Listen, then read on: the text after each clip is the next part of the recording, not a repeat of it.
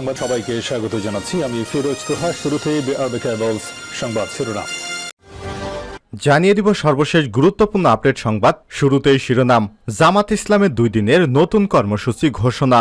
সারা দেশে তীব্র তাপদাহ অব্যাহত থাকার পরিপ্রেক্ষিতে বুধ এবং বৃহস্পতিবার 2 দিনের কর্মসূচি ঘোষণা করেছে বাংলাদেশ জামাত ইসলাম। এরপর জানিয়ে দিব সরকার মিথ্যা উন্নয়নের বেসুরো বাঁশি বাজাচ্ছে বলছে এবি পার্টি। আমার বাংলাদেশ এবি পার্টির নেতারা বলছেন তীব্র তাপদাহে জনজীবন বিপর্যস্ত, কৃষি শিল্প সহ সব খাতে মারাত্মক মন্দা, বিদ্যুতের লোডশেডিংয়ে মানুষ দিশেহারা, দরিদ্র মানুষ আছে অবর্ণনীয় কষ্টে, কিন্তু সরকার এগুলো দেখতে পাচ্ছে না। এরপর জানিয়ে দিব বিএনপির আরেক নেতা বহিষ্কার।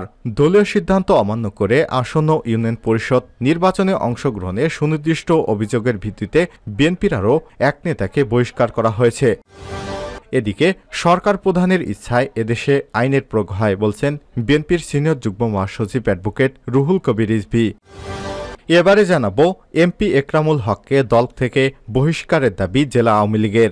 দলীয় প্রধানের আদেশ অমান্য করে নিজের ছেলেকে উপজেলা নির্বাচনের চেয়ারম্যান প্রার্থী করায় নোয়াখালী 4 সদর সুবর্ণচর আসনের সংসদ সদস্য একরামুল করিম চৌধুরীর সংসদ সদস্য পদ স্থগিত এবং দল থেকে বহিষ্কারের দাবি জানিয়ে সংবাদ সম্মেলন করেছে জেলা আওয়ামী লীগ।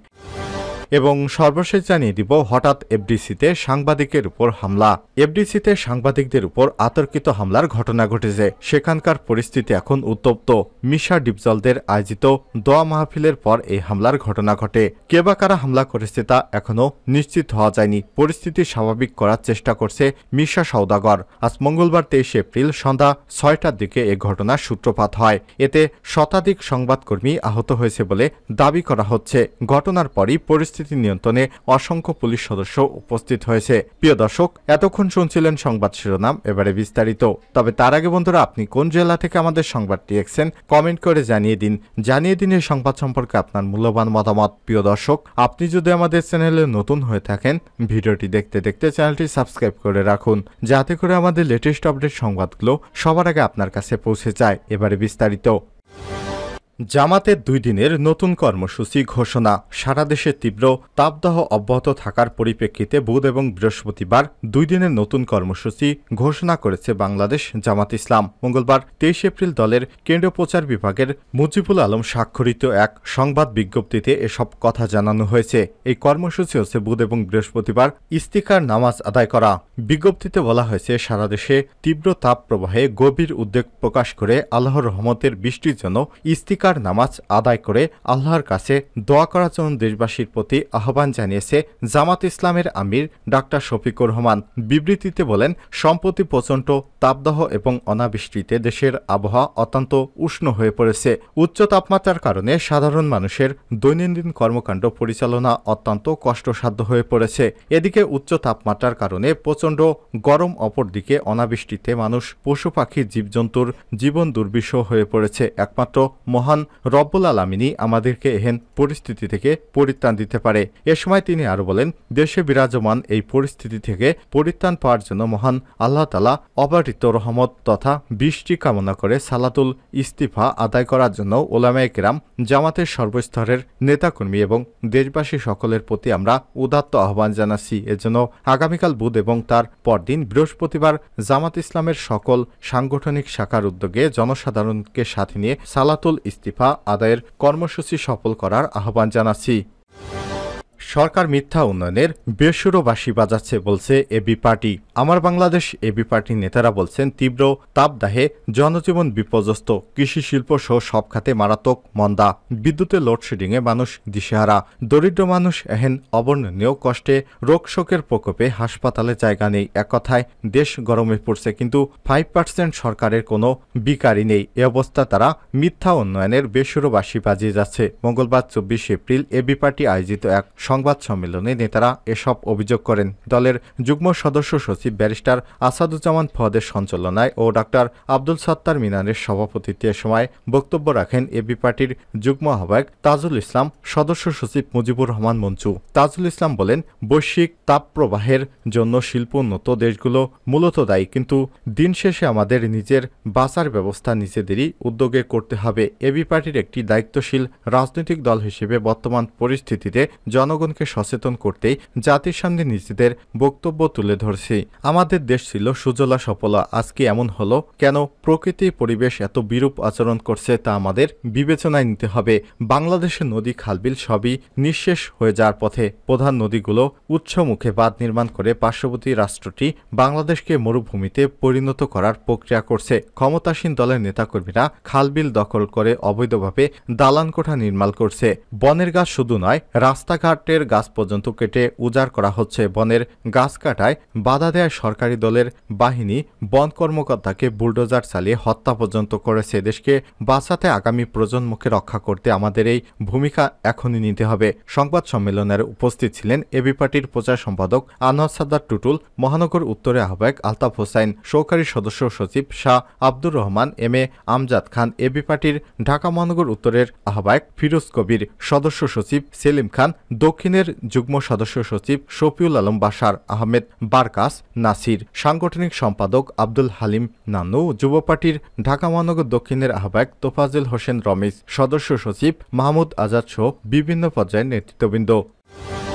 বিএনপির আরেক নেতা বহিষ্কার। দলীয় সিদ্ধান্ত অমান্য করে আসন্ন ইউনিয়ন পরিষদ নির্বাচনে অংশগ্রহণে সুনির্দিষ্ট অভিযোগের ভিত্তিতে বিএনপির আরও এক নেতাকে বহিষ্কার করা হয়েছে। আজ 23 এপ্রিল বিকেলে বিএনপির সহদপ্তর সম্পাদক মুনির হোসেন স্বাক্ষরিত এক বিবৃতিতে এসব তথ্য জানানো হয়েছে। বিবৃতিতে বলা হয়, দলীয় সিদ্ধান্ত অমান্য করে আসন্ন ইউনিয়ন পরিষদ নির্বাচনে অংশগ্রহণের সুনির্দিষ্ট অভিযোগের ভিত্তিতে মুন্সিগঞ্জ জেলাধীন টঙ্গিবাড়ি উপজেলার আড়িয়াল ইউনিয়ন বিএনপির সাধারণ সম্পাদক মঞ্জু শেখ ফারুককে বিএনপির সদস্য পদসহ সকল পর্যায়ের পদ থেকে বহিষ্কার করা হয়েছে। দলীয় সিদ্ধান্ত অমান্য করে ইউনিয়ন পরিষদ নির্বাচনে প্রার্থী হওয়ার এর আগে রোববার 21 এপ্রিল পটুয়াখালী এবং কক্সবাজারের 2 নেতাকে বহিষ্কার করে বিএনপি। উল্লেখ্য, দ্বাদশ জাতীয় সংসদ নির্বাচনের পর এবার স্থানীয় নির্বাচন বর্জনের ডাক দিয়েছে বিএনপি। উপজেলা এবং ইউনিয়ন পরিষদের নির্বাচনে অংশ না নিতে তৃণমূলের নেতাদের প্রতি বার্তা পৌঁছে দেওয়া হয়েছে। মনোনয়ন সংগ্রহকারীদের সরে দাঁড়াতে বললেও অনেকেই নির্বাচনের মাঠ না ছাড়ার বহিষ্কার শুরু করেছে বিএনপি। সরকার প্রধানের ইচ্ছায় এদেশে আইনের প্রয়োগ হয় বলছেন রুহুল কবির রিজভী। বিএনপি সিনিয়র যুগ্ম মহাসচিব অ্যাডভোকেট রুহুল কবির রিজভী বলেছেন, সরকার প্রধানের ইচ্ছায় এদেশে আইনের প্রয়োগ হয়। প্রচলিত ফৌজদারি দেওয়ানি সহ সকল আইন শেখ হাসিনার সংস্করণ অনুযায়ী প্রয়োগ করতে হয়। 7 জানুয়ারি ডামি নির্বাচনের পর বাংলাদেশের একচ্ছত্র অধিপতি হয়ে ওঠেন শেখ হাসিনা। বেগম খালেদা জিয়া ও তারেক রহমান সহ দেশের বিরোধী দলের প্রধান নেতা সহ লাখ লাখ নেতাকর্মীদের উপর নেমে আসে জেল জুলুম, নির্যাতন, অত্যাচার আর অবিচারের প্রকটতা দেখে বিশ্ব সম্প্রদায় বিচলিত হলেও তাতে প্রধানমন্ত্রীর কোনো কিছু যায় আসে না। তার সকল অপকর্মের দায় নিয়েছে পার্শ্ববর্তী দেশ। দেশের স্বাধীনতা সার্বভৌমত্বের চাবিটা মনে হয় পার্শ্ববর্তী দেশকে দিয়েছে সরকার। মঙ্গলবার 23 এপ্রিল দুপুরে নয়াপল্টনে বিএনপির কেন্দ্রীয় কার্যালয়ে এক সংবাদ সম্মেলনে তিনি এসব কথা বলেন। রুহুল কবির রিজভী বলেন, বিএনপি চেয়ারপারসন বেগম খালেদা জিয়াকে রাজনীতি থেকে দূরে রাখার জন্যই যে রাজনৈতিক উদ্দেশ্য মিথ্যা মামলা সাজা দিয়ে কারাবন্দী করে রাখা হয়েছে আজ দেশে বিদেশে সর্বজনীন বিদিত। গতকাল যুক্তরাষ্ট্রের মানবাধিকার রিপোর্টেও সেটি উল্লেখ করা হয়েছে। রিপোর্টে বাংলাদেশের গুমখুন, গুপ্ত হত্যা, কারা নির্যাতন সহ ভয়াবহ মানবিক লঙ্ঘনের বিষয়ে গভীর উদ্বেগ প্রকাশ করা হয়েছে। সেখানে আরও বলা হয়েছে, অবাধ ও সুষ্ঠু নির্বাচনের মাধ্যমে সরকার পরিবর্তনে নাগরিকদের অধিকার হরণ করা হয়েছে। বিরোধী নেতাকর্মীদের গ্রেপ্তার এবং শান্তিপূর্ণ সভা সমাবেশে বাধা প্রদান সহ বিভিন্ন অবনতিশীল মানবাধিকার পরিস্থিতি নিয়ে কথা বলা হয়েছে। তিনি বলেন, বেগম খালেদা জিয়ার সাজা নিয়ে দেশবাসী এতদিন যা মনে করেছে তা মার্কিন প্রতিবেদনেও সেটি উঠে এসেছে। ডামি প্রধানমন্ত্রীর দ্বারা আবারও প্রমাণিত হল, ফ্যাসিবাদ প্রতিষ্ঠা পেলে বিরোধী শক্তিসহ গণতন্ত্র স্বীকৃত নাগরিক স্বাধীনতাকে নিশ্চিহ্ন করা যায়। আর আইন আদালত প্রবল প্রভাবশালী একনায়কের নির্দেশপত্র মোতাবেক চলে।